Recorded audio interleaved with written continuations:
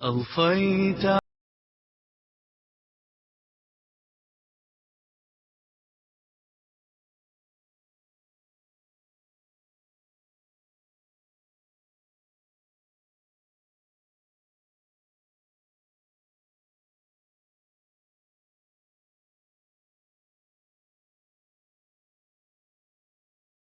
الرجیم بسم اللہ الرحمن الرحیم الحمد للہ رب العالمین والصلاة والسلام علی محمد وعلی آلہ الطیبین الطاہرین واللعنۃ الدائمۃ علی اعدائہم اجمعین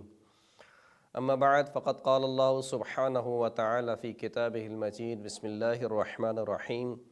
وجاء من اقصى المدینة رجل یسعى قال یا قوم اتبعوا المرسلین۔ محترم سامعین کرام، قرآن مجید کا انتہائی مشہور و معروف سورہ مبارکہ یاسین، قرآن مجید کا دل، اسی سورہ مبارکہ یاسین میں ایک مختصر سے قصے کو خداوند کریم نے نقل کیا جو کہ اصحاب قریہ کے نام سے تھا، جس کو ہم نے گزشتہ گفتگو میں بیان کیا۔ اسی اصحاب قریہ کے قصے میں خداوند کریم نے ایک مرد مومن کا قصہ بیان کیا، یعنی جب ان 3 رسولوں کو بھیجا گیا بستی والوں کی طرف اور ان 3 رسولوں کا انکار کیا گیا، نہ صرف یہ کہ انکار کیا گیا بلکہ ان کو قتل کرنے کے در پہ ہو گئے، تو پھر اس کے بعد قرآن مجید کہتا ہے کہ وَجَاءَ مِنْ أَقْصَى الْمَدِينَةِ رَجُلٌ يَسْعَى قَالَ يَا قَوْمِ اتَّبِعُوا الْمُرْسَلِينَ۔ تو وہ بستی جہاں تمام کے تمام لوگ کافر ہو چکے تھے، تمام کے تمام لوگ رسولوں کی تکذیب کرنے والے تھے، لیکن ایک مرد مومن تھا جو شہر کے دور دراز علاقے سے، یعنی اس سے سمجھ میں آتا ہے کہ وہ بستی میں نہیں رہتا تھا، یعنی بستی سے دور کسی جگہ پر رہتا تھا، لیکن مومن تھا، ان تینوں رسولوں پر ایمان لایا تھا۔ وہ بھاگتا ہوا آیا اور اس نے اپنی قوم سے کہا کہ یا قوم اتبعوا المرسلین، اے میری قوم، اللہ کے بھیجے ہوئے رسولوں کا اتباع کرو، ان کی پیروی کرو۔ کیوں ان کی پیروی کرو؟ یہ رسول کون سے رسول ہیں؟ اتبعوا من لا یسألکم اجرا وہم مہتدون۔ دیکھو، ان کی سچائی پر سب سے بڑی گواہی یہ ہے کہ یہ تم سے کوئی اجر و پاداش نہیں مانگتے ہیں۔ یعنی اگر یہ ہوتا کہ یہ تم سے اپنی دعوت پر جو یہ تبلیغ کر رہے ہیں یا جو یہ دین پھیلا رہے ہیں، اگر اس کے عوض تم سے کوئی دنیاوی مال و متاع تم سے مانگتے تو بہرحال ایک تہمت ہوتی کہ گویا یہ اپنی دنیا بنانے کے لیے ایک نیا دین پھیلا رہے ہیں، لیکن یہ تو تم سے کچھ مانگ ہی نہیں رہے، نہ تم سے کسی اجر کا تقاضا کر رہے ہیں، نہ تم سے کسی دنیاوی رزق اور کسی دنیاوی مال و متاع کا تقاضا کر رہے ہیں۔ اور دوسری بات یہ ہے کہ وہم مہتدون، یہ ہدایت یافتہ بھی ہیں۔ یعنی 2 باتیں ہیں، ایک تو تم سے دنیاوی کوئی مال و دولت نہیں چاہتے ہیں، دوسرا یہ ہدایت پر ہیں۔ اور پھر اس کے بعد اس شخص نے، اس مرد مومن نے، جہاں کی تمام بستی کافر تھی اور رسولوں کو قتل کرنے کے در پہ تھی، کھلم کھلا توحید کا اعلان کیا، دعوت توحید دی۔ یعنی وہ دعوت توحید جو رسول لے کر آئے تھے، اسی دعوت توحید کو اس مرد مومن نے پھیلایا۔ کس طریقے سے پھیلایا؟ وَمَا لِيَ لَا أَعْبُدُ الَّذِي فَطَرَنِي وَإِلَيْهِ تُرْجَعُونَ، اور مجھے کیا ہوا ہے؟ یعنی اس مرد مومن نے بات اپنے پر رکھی، یعنی یہ نہیں کہا کہ مَا لَكُمْ، تمہیں کیا ہوا ہے۔ یعنی گویا تبلیغ کے ایک انداز کو خداوند کریم بیان فرما رہا ہے کہ اس نے لوگوں پر حکم جھاڑتے ہوئے یہ نہیں کہا کہ ما لکم، تمہیں کیا ہوا ہے، بلکہ اپنے آپ سے بات شروع کی، مالی، مجھے کیا ہوا ہے کہ میں ایسے کی عبادت نہ کروں جس نے مجھے خلق کیا ہے، وَإِلَيْهِ تُرْجَعُونَ، اور اسی کی طرف تمہیں پلٹنا ہے۔ پھر اس کے بعد کہا کہ أَتَّخِذُ مِن دُونِهِ آلِهَةً إِن يُرِدْنِ الرَّحْمَنُ بِضُرٍّ لَا تُغْنِ عَنِّي شَفَاعَتُهُمْ شَيْئًا ولا ينقذون۔ پھر اس کے بعد دوبارہ اس شخص نے کہا کہ مجھے کیا ہوا ہے، کیا میں ایسے کو اللہ کو چھوڑ کر ایسوں کو اللہ اپنا معبود مان لوں کہ اگر خدائے رحمان میرے نقصان کا ارادہ کرے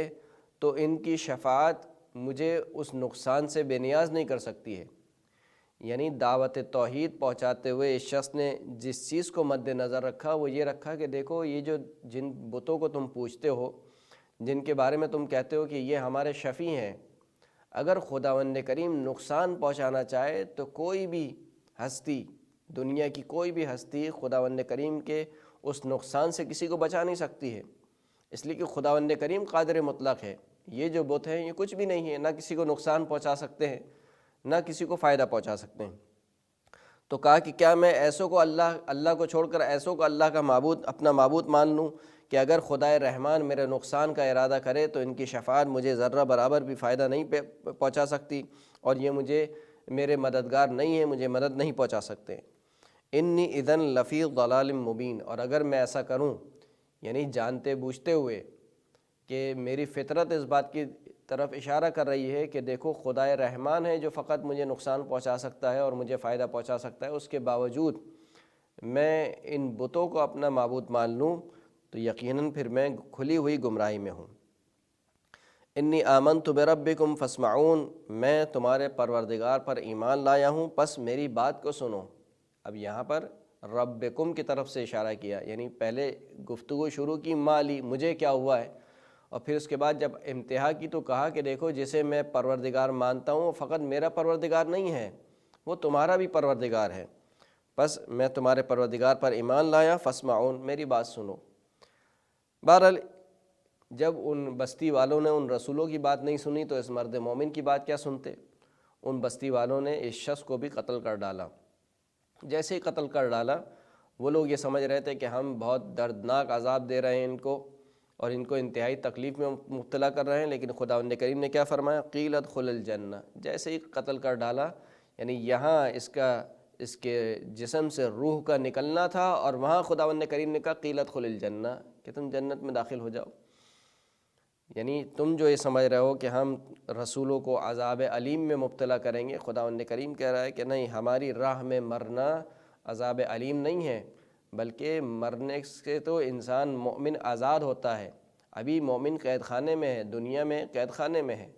آخرت مومن کے لیے بہشت ہے، جنت ہے، آزاد ہو جائے گا۔ تو خداوند کریم کہہ رہا ہے کہ قیل ادخل الجنہ، جیسے ہی اس کی روح قفس انصری سے پرواز کری، خداوند کریم نے کہا کہ جنت میں داخل ہو جاؤ۔ قال یا لیت قومی یعلمون، جیسے ہی یہ شخص جنت میں داخل ہوا کہ جسے برزخی زندگی کہا جاتا ہے، قبر میں داخل ہوا، برزخ میں داخل ہوا، اس شخص نے کہا کہ کاش میری قوم جانتی، کیا جان لیتی؟ بما غفر لی ربی، کہ میرے پروردگار نے میری کس طرح سے مغفرت فرمائی ہے، وجعلنی من المکرمین، اور کس طریقے سے پروردگار نے مجھے کرامت والے لوگوں میں سے شمار کیا، یعنی کس طریقے سے خداوند کریم نے مجھے شرف بخشا۔ اگر میری قوم میرے اس مقام و مرتبے کو ابھی دیکھ لیتی تو وہ یقیناً ان رسولوں کی تکذیب نہ کرتی۔ پھر خداوند کریم نے فرمایا کہ دیکھو اس قوم کا انجام یہ ہوا کہ ہم نے آسمان سے ایک انتہائی زوردار چیخ کو بھیجا جس نے ان تمام کو پس کر کے رکھ دیا۔ یہ جو شخص تھا، یہ شخص کون تھا؟ اگرچہ کہ قرآن مجید میں اس کا نام نہیں لیا، صرف کہا کہ رجل، ایک مرد دور دراز علاقے سے دوڑتا ہوا آیا۔ روایت میں اس شخص کا نام حبیب نجار کے نام سے آیا ہے کہ حبیب نجار، جس کو مومن آل یاسین بھی کہا جاتا ہے۔ حبیب نجار، جیسے کہ اس کے نام سے ہی واضح ہے کہ نجار یعنی یہ کام کیا کرتا تھا تراشنے کا، اور ایک روایت کے مطابق کیونکہ یہ بت تراشا کرتا تھا، یعنی ایمان لانے سے پہلے بت تراشا کرتا تھا، لہٰذا اس کو حبیب نجار کہا جاتا ہے۔ لیکن یہ بات رسول خدا کی اس حدیث سے موافقت نہیں کرتی ہے کہ جس حدیث میں رسول خدا صلی اللہ علیہ وآلہ وسلم نے فرمایا کہ ثلاثۃ لم یکفروا طرفۃ عین، تین افراد وہ ہیں کہ جنہوں نے پلک جھپکنے کے برابر بھی کفر اختیار نہیں کیا یا وحی کا انکار نہیں کیا۔ وہ تین افراد کون ہیں؟ علی ابن ابی طالب صاحب و یاسین و مؤمن آل فرعون، کہ علی ابن ابی طالب مولا کائنات اور ایک صاحب یاسین یعنی یہی حبیب نجار، اور ایک مومن آل فرعون کہ جس کے بارے میں کہا جاتا ہے حضرت حزقیل علیہ السلام۔ کہا کہ فہم صدیقون، یہ تمام کے تمام صدیق ہیں، وعلی افضلہم، اور علی ابن ابی طالب ان تمام میں فضیلت رکھتے ہیں۔ جبکہ ایک دوسری روایت میں مومن آل فرعون کی جناب آسیہ کا ذکر ہوا ہے کہ ان تین افراد نے پلک جھپکنے کے برابر بھی کفر اختیار نہیں کیا۔ تو بہرحال یہ بات جو ہے وہ اس حدیث سے ٹکراتی ہے۔ حبیب نجار کے بارے میں کچھ اور روایت بھی ملتی ہے، کہا جاتا ہے کہ اس نے ایمان کیسے لایا کہ جب ان تین رسولوں کو دیکھا یا دو رسولوں کو دیکھا تو کہا کہ تم معجزہ دکھاؤ۔ ان رسولوں نے معجزہ دکھایا، اور جو اس کا بیٹا بیمار تھا اس کو جو ہے وہ شفا دی، اور ایک بیٹا اس کا مر چکا تھا اس کو دوبارہ زندہ کیا، اور خود حبیب نجار جو ہے کہ وہ جذام کے مرض میں مبتلا تھا، اس کو شفا دی۔ تو یہ معجزے دیکھ کر جو ہے یہ ایمان لے آئے حبیب نجار۔ جبکہ رسول خدا کی حدیث میں یہ بھی بیان کیا ہے کہ یہ جو حبیب نجار ہے صدیقین میں سے تھا، مقربان الہی میں سے تھا، اہل بہشت میں سے تھا، اور سلتم من الاولین میں سے ایک شخص حبیب ابن نجار ہے۔ جبکہ ان کی جائگہ یعنی ان کے مدفن کے بارے میں کہا جاتا ہے کہ انطاکیہ کے ایک بازار میں ایک قبر ہے کہ جو کہ مشہور ہے حبیب نجار کی قبر کے نام سے، اور وہیں پر جو ہے یہ دفن ہے۔ حبیب نجار کے بارے میں ایک اور حدیث میں حضرت محمد مصطفیٰ صلی اللہ علیہ وآلہ وسلم فرماتے ہیں کہ انہ نصح لہم فی حیاتہ و بعد موتہ۔ حبیب نجار نے نہ فقط اپنی حیات میں اپنی قوم کو نصیحت کی بلکہ موت کے بعد بھی، جیسے کہ قرآن مجید کی آیت میں کہ حبیب نجار نے کہا کہ یا لیت قومی یعلمون، کاش کہ میری قوم جان لیتی، یعنی یہ مرنے کے بعد ہے۔ جب حبیب نجار مر چکے ہیں اس کے بعد حبیب نجار نے کہا کہ کاش میری قوم جان لیتی، بما غفر اللہ ربی